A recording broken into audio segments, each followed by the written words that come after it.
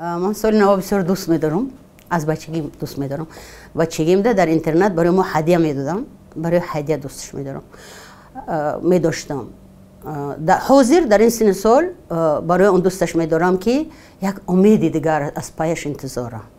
اگر سال کهن امید نمی‌داشت، سال نو ما دوست نمی‌داشتیم. من به تمام مردم سیاره که در مجموع همشون انسانن و بشرن سال نو خوب، خوشبختانه و عاشقانه و گل شکوفان آرزو میکنم. ببینی آدمیزاد برای خوشبختی و بدبختی خودش عیبدار است. امسال سال سگ است. مردم ما که از هر یک چیز مثلا یک چیز خوب میتونن پیدا کنن. حتی از همین سال امیدوارم که مثلا میگن سگ یک حیوان با وفا است. اون وفایی که انسان یک وقت خودش گم کرده بود امروز در خرگوش و خرچنگ و سگ اینا میجوید. یک وقت سگ گرگ بوده است. انسان با وفا، با مهر، با صبر و طاقت از گرگ سگ دوستی با وفا ساخت و امروز کار تا جای رسیده است که ما از سال نو، از سال سگ وفا انتظاریم. من میخواستم که هر یک انسان خودش وفا رو در خودش بجوید. دیروز یک کس میگفت که از نام کدام یک بزرگوار که بدترین خیانتی بی‌وفایی است. چون که آدمی که بی‌وفا است و خیانت هم میکند و قاتلی هم میکند و خانه های دیگران رو میسوزاند.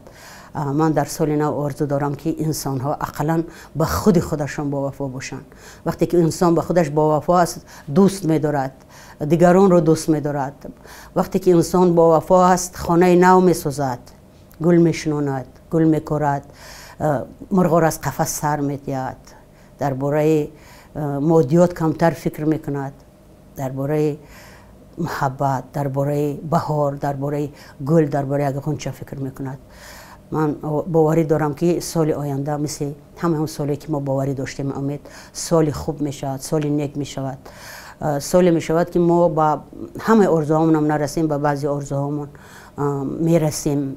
مثلا یک دیگرمون رو بیشتر دوست میدونیم، دستی آدمای ناتوان میگیریم، آدمای بی صاحبه میکنیم. اونایی که صندوق پول جمع کردن برای آنکه در 2 متر جا اگر هم نصیبشون کند خاروان اونا پولشون تقسیم کنن. در کتاب مقدس ما یک واژه هست، یک عباره است با نام نفس اماره.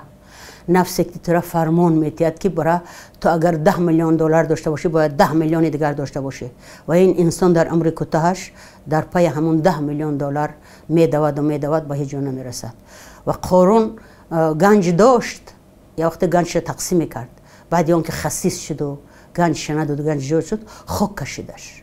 من میخواستم که از این خاکی که قارون ها را کشیده است گل عشق و محبت بیرون بیاید. سال نو مبارک عزیزان، و همتون بخت و سعادت میخواهم و آرزومندم که سر دسترخوان سال نوی همه آنهای با شما باشن که دوستشون میدارید. دوستتون میدارم.